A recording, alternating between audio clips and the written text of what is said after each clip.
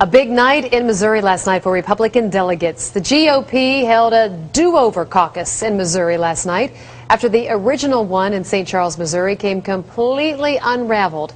Ben is following up on what happened only weeks after his report in a reality check. Reply all.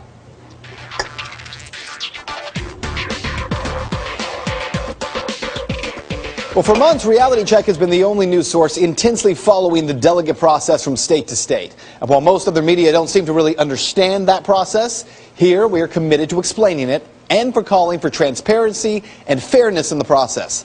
A couple of weeks ago, Reality Check was the only news source in the nation to show you how the GOP in Missouri, under the leadership of Eugene Dokes, attempted to railroad the St. Charles County Caucus. Dokes and the Rules Committee elected a caucus chairman without accepting nominations from the floor, against the rules.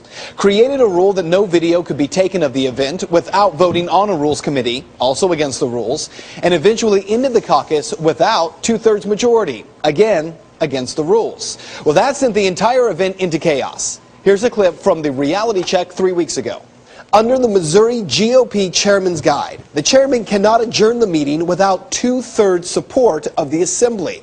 Also, according to the rules, the delegate selection caucus must take place at the same location where it was advertised in writing 15 days prior. That location was the high school. Are we going to let the St. Charles County Central Committee railroad all of us? No! Then let's stand our ground and have a caucus right here. And that's what they did. Brent Stafford, along with one of the top parliamentarians in the state of Missouri, they decided to reconvene the caucus right there in the parking lot.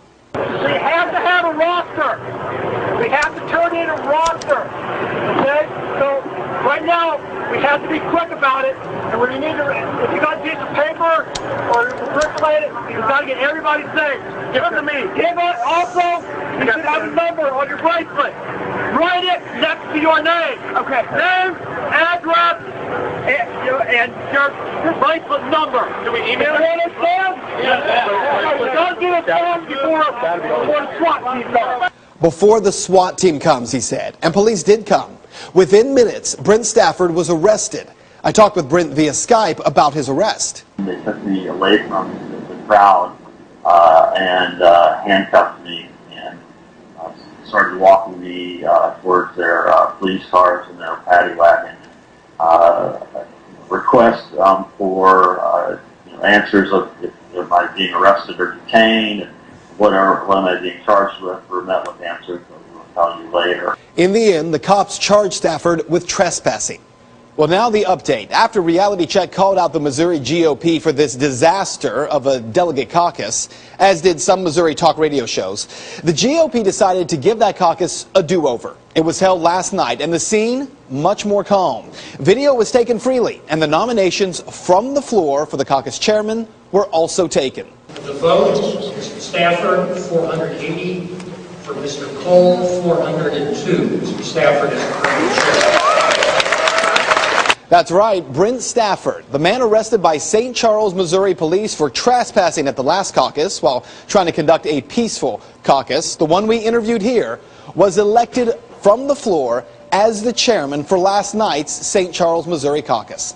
In addition, the meeting went off without a hitch, and 152 delegates were elected to go on to the district and state conventions. So here's what you need to know. Not everyone's going to be happy with the outcome of this caucus, and that's understandable. Certainly not the folks who attempted to railroad it the last time, because in a radio interview shortly after, Eugene Dokes admitted that he was trying to prevent Ron Paul supporters from winning those delegate seats. Unfortunately for Mr. Dokes, they did. Those 152 delegates from last night, I'm told, all of them Paul supporters. But in the end, the real winner here wasn't any candidate. It was the voter who became engaged in the process and had their voice fairly heard. And that is Reality Check. If you would like to make your voice heard in the story, head over to Ben's Facebook page. You can find it by searching Ben Swan, WXIX. Well, coming up, how swaddling